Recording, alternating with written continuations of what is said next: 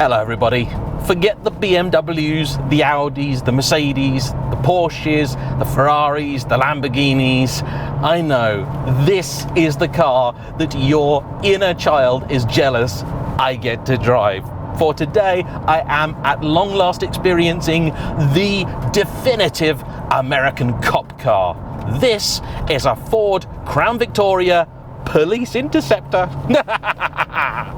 Bad boys, what you gonna do? What you gonna do when we come for you? Bad boys.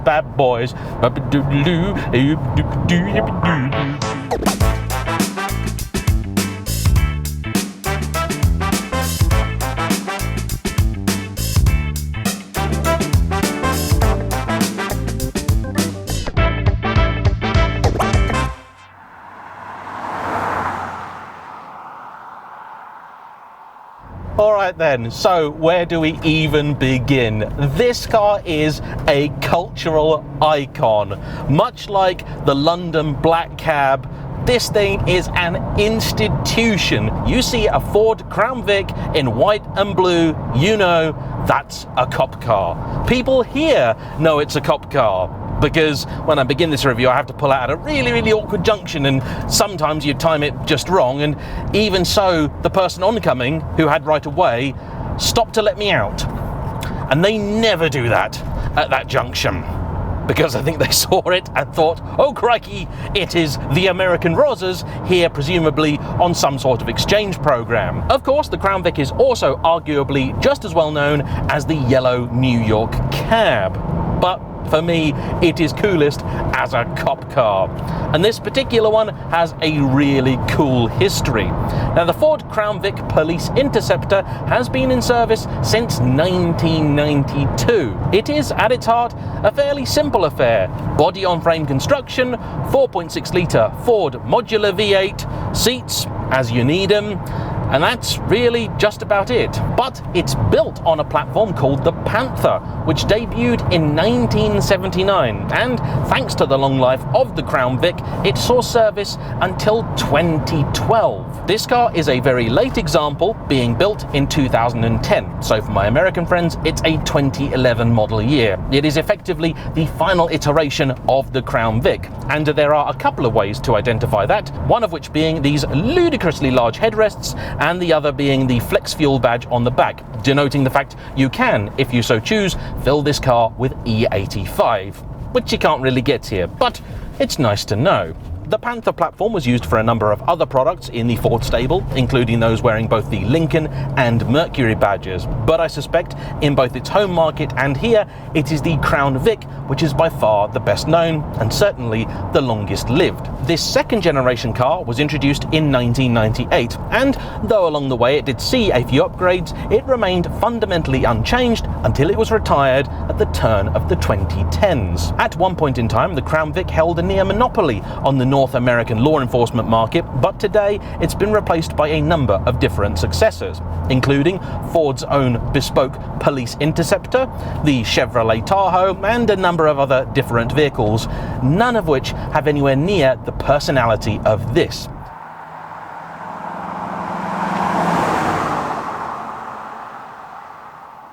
And you could argue that part of the reason it is so iconic is that it was in service with relatively few changes for quite so long. After all, counting the two generations as one, the Crown Vic Police Interceptor was built for 20 years and in service for more like 30. This particular example was only retired last year and made its way to our shores at the start of this one. Most entertainingly, this was formerly the property of Fairfax in Virginia, which is the hometown of my would-be father-in-law. Of all the places.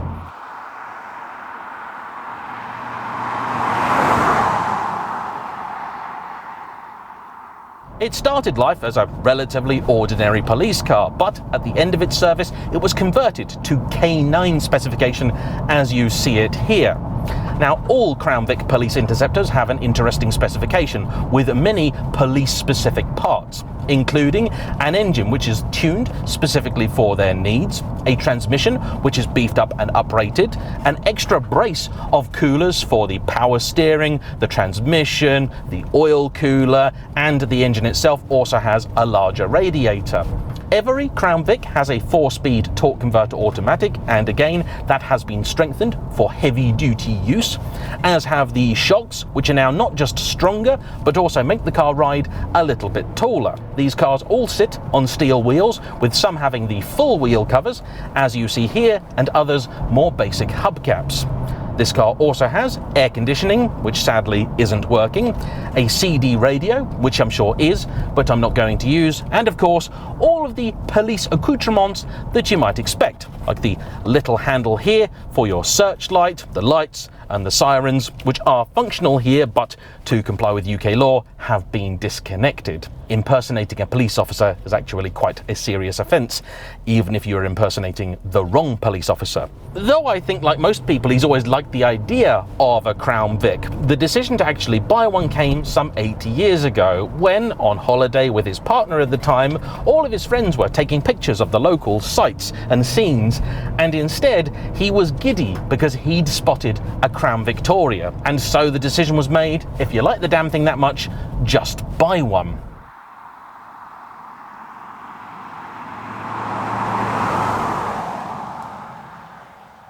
So popular, in fact, was the Crown Victoria Police Interceptor that Ford, at the end of its production run, actually ran out of VIN numbers. You see, all Crown Vics have a P7 something number, P70, P72, P73, and P71 is the designation for the law enforcement specific police interceptor. On occasion, you will find people dressing up civilian cars to look like a police one, and the police also had a civilian appearance package to do essentially the opposite. But anoraks, I'm told, can always spot which is which. This car then, by virtue of being a very late one, isn't a P71, instead it is a P7B. But, as I said, not masses changed throughout the entirety of the production run. Some of the things that did happen along the way were in 2003, the cars moved to rack and pinion steering, though in the early days they did have a few issues with it.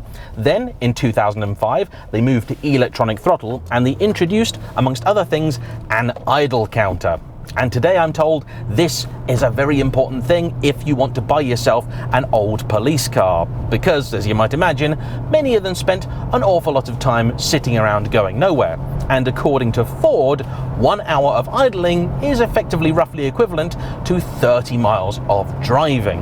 At the beginning of production, these 4.6-litre modular V8s built at the Romeo plant made something like 220 horsepower, but towards the end it was more like 250. Torque on these later models is just shy of 300 pounds-feet, that's just over 400 Newton-meters. Combined with a 4-speed torque converter auto and a relatively heavy chassis, it's not exactly stellar performance. The top speed of the car is in the order of around 120 miles an hour, though I can tell you at any point in time exactly what speed I'm doing, because as part of being a police specification car, these have a calibrated speedometer.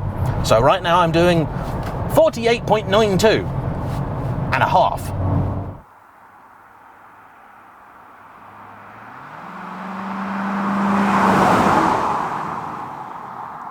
In spite of the shocks being a little bit stiffer, the ride is actually still fairly pleasant, though at present the car is entirely unladen. In the bends you can really feel the squidge in the sidewall of those tyres. You turn the wheel a bit, you feel the thing loading up, but then it doesn't do much more. Turn the wheel a bit more, a moment later it'll react. It's an odd thing to drive, but quite natural, quite endearing really. Very, very old school experience. And one of the benefits of getting one of these directly from the USA is that they're less likely to have had all the really cool police stuff stripped out of them. So this one still has the holder for a gun over here. All of these stickers, including ones that tell me this is a ballistic panel, so it's likely able to withstand some small arms fire. These seats, which are described rather generously as buckets, are also stab-proof, or so Wikipedia tells me anyway. Something I'm not going to put to the test today. Up front and centre you've got your hi-fi, which is a very basic 20-year-old affair, but I'm sure does a perfectly decent job. In the middle, you then have your police-specific controls, and then up here you've got a little box that says Hot and Pop Pro, which does sound better in American, doesn't it? Hot and Pop Pro. Yeah, it's much, much better. And that controls a few dog-specific features, one of which is a fan integrated into the window so Fido can stay nice and cool, and another of which will activate a release for the door, so Fido can then go and chase down whatever poor unsuspecting passerby has just looked at you funny.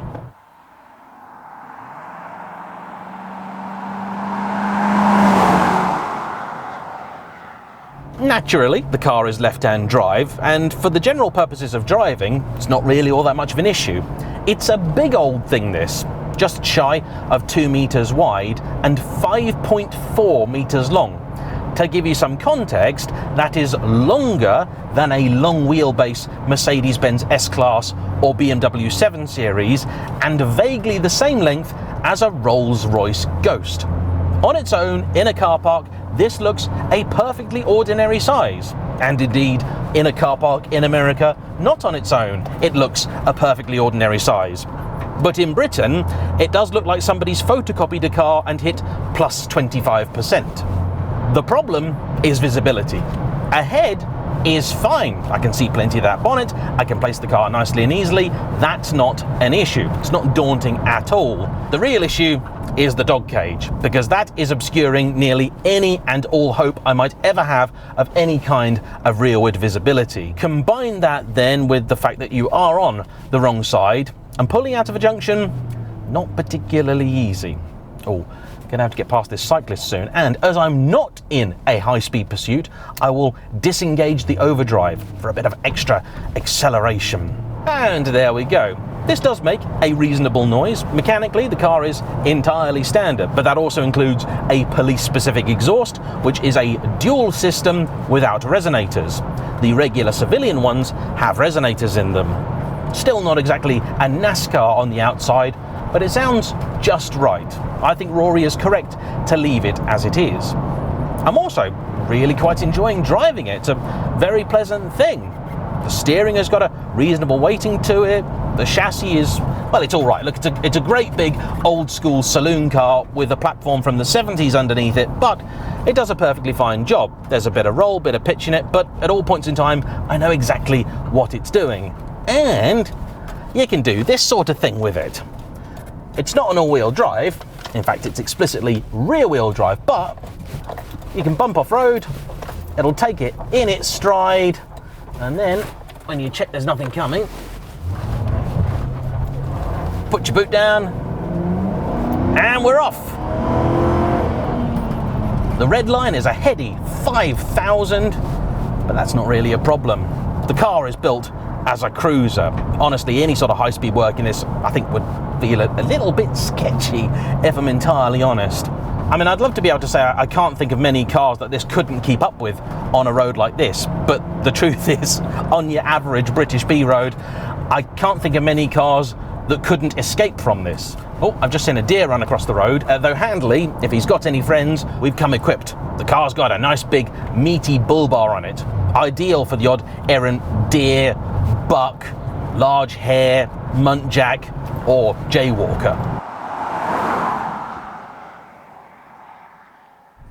Alright, this is the scary bit. This is the scary bit, is trying to turn it around, because that visibility, I've got mirrors and things, but I do not like this stalk, because it just looks like I'm always, like, I don't know how difficult it is to just get a little red line in the right place, but it is set so that it's always just off center, and you're never sure whether you're in reverse or neutral till you put your foot down.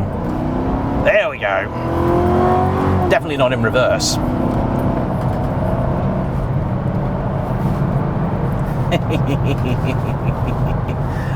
Oh, it's actually quite keen on the turning, you know. Does start to get out of shape relatively quickly. Brakes are okay. In fact, I want to put those to the test properly. Right, get a nice straight bit of road, so I'm not a hazard to anybody. Okay, we're clear front and rear. All right. Oh, they take a lot of force to bring this car to a stop. Never has so much bluster and thunder been made in the name of so little progress. But I don't care. Not one single bit. When I got in this, Rory said to me, he said, I don't know really what you're going to think it is. I'm not really sure it's your sort of thing. It's no Ferrari 296. I know. I don't care. It's a cop car. It's a proper, legit cop car. It's fantastic. I love it. I did say to Rory, surely people must absolutely love you when you drive this thing out and about. And he said, well, some of them do, but most of them just look confused. It's my confused face, bro. I think if I had this, I would be almost on a bound to go and buy a really disgruntled German Shepherd. Though, failing that, I have suggested to Rory that for car shows, he puts a Bluetooth speaker in the back. Those rear windows are nearly totally tinted. They're like limo tint. You can't see anything through them. So a nice Bluetooth speaker, I think, could do quite a good job of scaring the odd bystander. This is awesome. You're going to have to excuse me, though, because I am going to have to put... Oh. It's not exactly cramped in here, but neither is it particularly spacious. You do, though, have electric adjustment for the seat and also the pedals. Curiously, a Jaguar XJ of the day also has electric adjustment for the pedals, and I wonder if this is where they got the idea. It was done apparently in response to the fact that the police were letting just about anybody in, so Officer Hightower can now drive his car in comfort.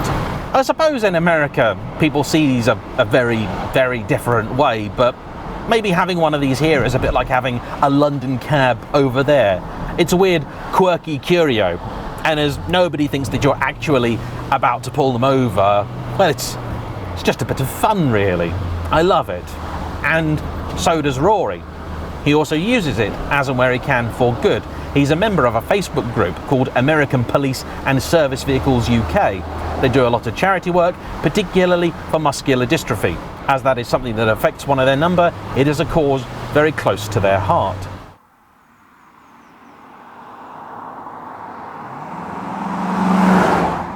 Now, with my auto journalist hat on, of course, these can have some issues, many of which are fairly well documented and the police discovered long, long ago. So none of them really should come as a surprise. Today, I would say the biggest thing to look out for is rust. These are still fairly simple cars, and the body-on-frame construction means that though you might buy a vehicle which is fundamentally sound underneath, the body panels might be in some dire need of repair, as one Mr. Richardson of Furious Driving found out with his Crown Vic. What a state that was. Don't buy cars from the Rust Belt, kids. Life lesson for you. I gotta say, if you're looking for something a little bit different, a little bit interesting, and you want something that's maybe not quite a classic car, but an iconic one, you'd struggle to beat this. And best of all, it is designed to be very cheap to run and to service. The engine was built by Ford to not need any major maintenance until it reaches 100,000 miles. And sure, though nearly all of them, especially the ones being sold, will have done that, it's not like you need to rebuild them at 100k. Just put some spark plugs in the thing. Though as cars, I'm sure the new generation of police vehicle are much better than the old Crown Vic. Part of its appeal really lies in its simplicity. The body-on-frame construction means the car can take a fairly massive hit and be repaired without the chassis needing to be straightened. Those bull bars at the front can bolt straight into the thing, meaning they're incredibly strong, and it really is a very dependable, undistressed thing. It was built for a purpose, and it's very good at it. And I've saved the best till last. What are you going to pay to get your hands on this iconic slice of Americana? Well, depending on how much of a project you're willing to buy, not necessarily all that much, with a good later example being somewhere in the teens. And though on the one hand, that might be an awful lot of money to pay out for an old Ford that drinks a bit, actually, on a run, he'll get nearly 25 to the gallon out of this, it is a seriously cool car. And in the context of classics, that's brilliant value for money. I struggle to think of many more instantly recognizable vehicles you could pick up and use and run affordably for less. This to me is Ford at its absolute best. Sod your electric Capri. This is a proper working class hero. Wasn't sure if I was going to like it. Poppycock. Anyway, I want to say a massive thank you to Rory for bringing it out, and as ever, to you for watching. Don't forget to hit the like button, comment down below, subscribe if you haven't already, and I'll see you for the next one. Bye bye. Da da da da da da da da da da. Ba ba ba ba ba ba ba ba ba ba ba.